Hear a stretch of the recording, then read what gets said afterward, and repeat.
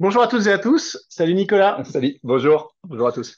Écoutez, on est enchanté et heureux d'être avec vous aujourd'hui. Donc, on va aujourd'hui encore ouvrir une nouvelle case de notre merveilleux calendrier de l'Avent Prestige. Alors, donc aujourd'hui, on a Nicolas qui va Exactement. représenter le domaine Amiro. Donc, un très beau domaine, une très belle sélection qu'on a faite Exactement, ensemble il y a exactement. quelques mois. Un coup de cœur d'une grosse partie de l'équipe. Donc voilà, je vais un petit peu vous rappeler. Donc hier, on était en Bourgogne, on était avec Pierre Barbe, qui était d'ailleurs venu chez nous. On a fait un bel enregistrement avec lui hier. Et puis donc aujourd'hui, on remonte un petit peu. On va dans la Loire, Exactement. sur une très belle appellation, Saint-Nicolas de Bourgueil. Euh, Exactement, Saint-Nicolas de Bourgueil en ouais, Touraine, une appellation assez réputée et qui, justement, dans le domaine Amiro, nous fait des vins fantastiques à base de Cabernet et qu'on va découvrir dans quelques instants. bon. Voilà. Est-ce que tu peux nous rappeler un petit peu brièvement quelques informations sur ce beau domaine et sur ce beau couple qui gère le domaine? Exactement, la famille Amiro existe depuis plus de 180 ans sur la Loire, sur cette appellation Saint-Nicolas de Bourgueil. Elle est maintenant gérée par Xavier et Agnès, Ouais. qui font des vins magnifiques. Et puis on est bien sûr sur une terre de prédilection du Cabernet Franc, un cépage que l'on connaît un petit peu sur Bordeaux, mais qui prend toute son aisance aussi en Touraine sur des appellations comme Bourgueil, Saint-Nicolas de Bourgueil. Et là, on est à Saint-Nicolas de Bourgueil sur une parcelle sur leur cuvée qui s'appelle Vaurenou et Mhm. sur un millésime 2018. Très joli millésime. Ce qui est intéressant, c'est que là, on va avoir beaucoup de soleil et puis bah, justement des cabernets mûrs et qui vont nous apporter une richesse et pas parfois. Souvent, sur le cabernet, on peut avoir des notes un petit peu austères ou un petit peu végétales. Et sur un millésime jeune, là, on a quelque chose d'assez fantastique, d'assez rond et qui est qui est fabuleux à découvrir. Bon, j'ai hâte de déguster avec toi. Alors, est-ce que tu peux nous rappeler un petit peu les particularités de cette appellation? Qu'est-ce qu'elle a de particulier? Voilà, quand on l'évoque, ça évoque plein de choses, plein de souvenirs à chacun des perceptions en bouche qui sont un petit peu différentes. Mais Et, qu'est-ce qu'elle a de exactement. Alors, pour particulier? moi, elle est toute particulière. Je m'appelle Nicolas, donc Saint-Nicolas de Ah, Bourgueil, bon ben c'est voilà. pour moi une appellation un petit peu Donc spéciale. on a loupé ta fête il y a 4 jours. Exactement, exactement. Donc, mais bon, c'est pas grave.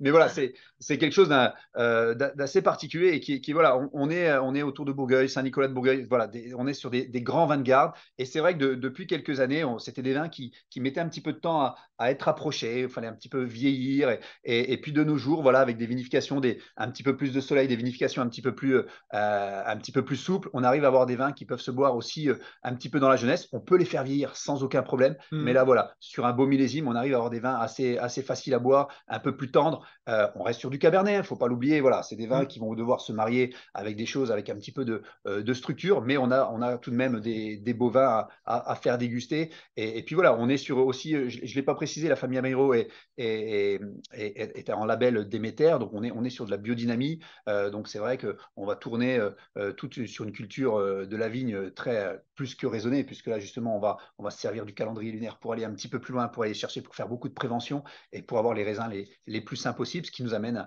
sur ce millésime 2018, qui était un millésime plein de soleil, des vins assez gourmands et très très intéressants, mais qu'on va déguster justement, Ouais. je pense, dans quelques instants. Ouais.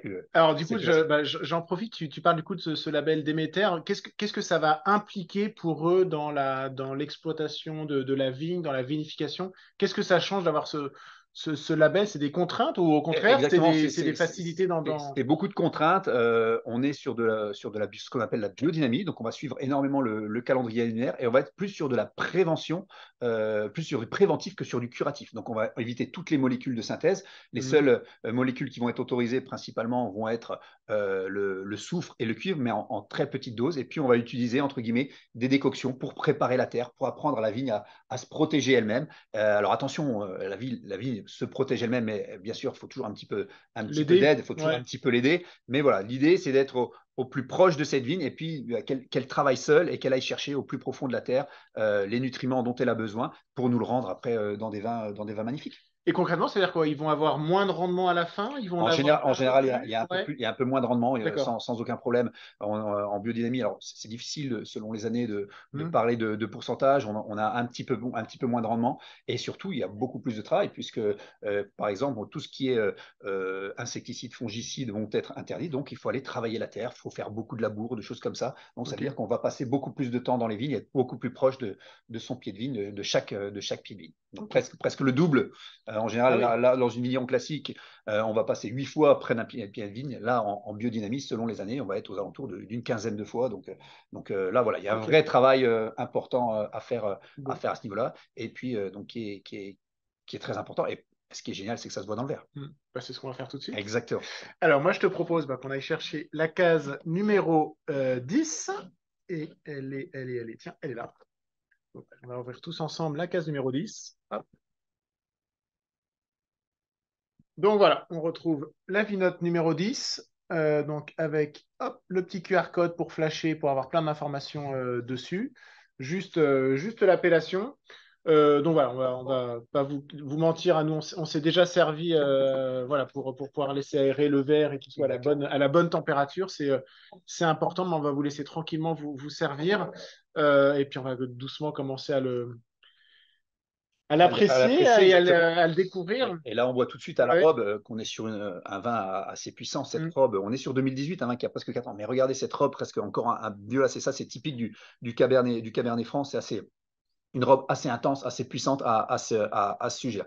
Et puis tout de suite, au nez, bah, c'est très intéressant. On a premier nez d'énormes fruits noirs qui arrivent. Et puis ces petites notes, on a quand même ce cabernet qui arrive tout doucement avec des notes un petit peu poivronnées, choses comme ça, mais très délicat. Mais ça reste des fruits très riches, très noirs, assez intéressants à les découvrir. Allez, au deuxième nez, on va voir un petit peu ce qu'on va retrouver. On sent, voilà, les fruits s'estompent un petit peu et on a la puissance qui arrive. On est sur un vin qui a à peu près Mm. 18 mois d'élevage, donc on est sur des élevages assez longs.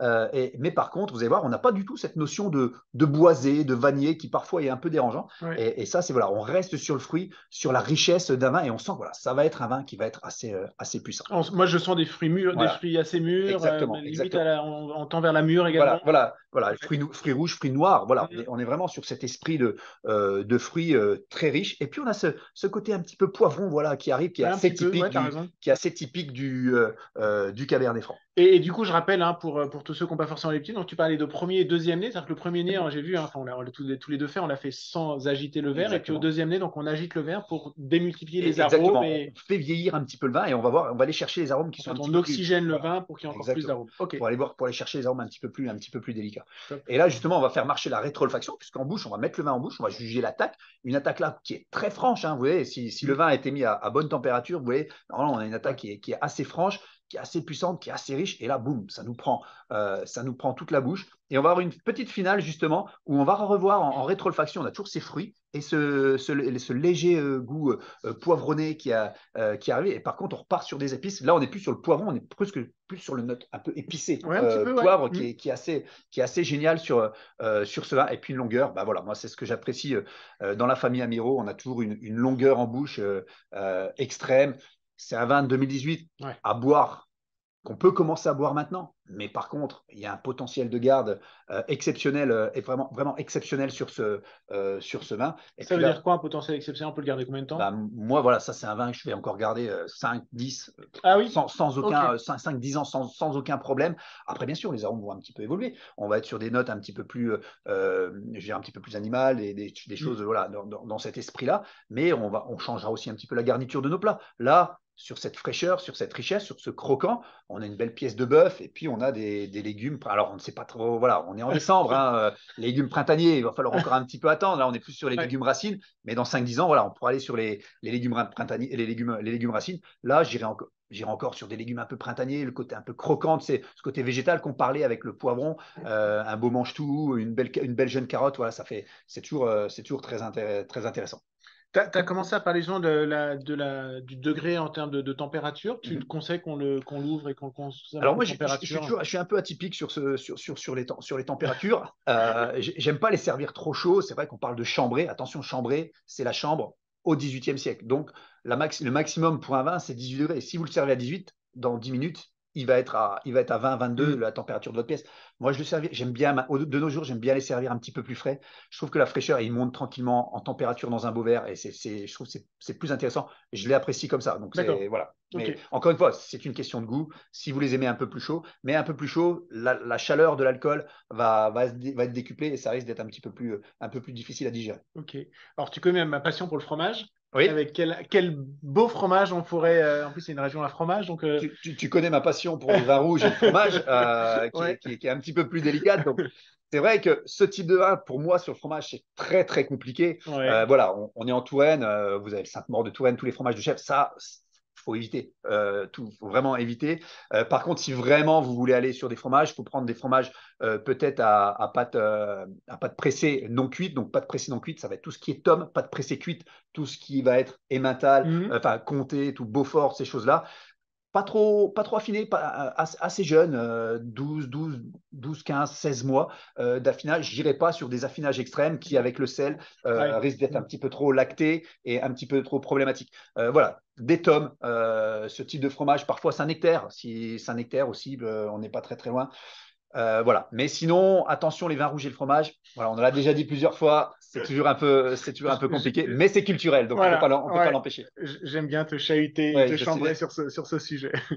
Bon, bah écoute, c'était une très très belle découverte. Un grand Merci. merci pour voilà, ce partage de cette passion.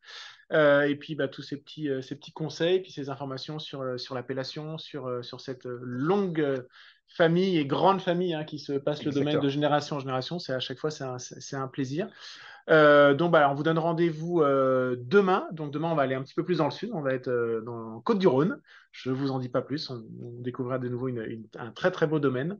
En tout cas, merci beaucoup. Merci, Nicolas. Avec grand Et plaisir. et à très vite et à À demain. très bientôt. Allez, bye bye. Merci. Au revoir.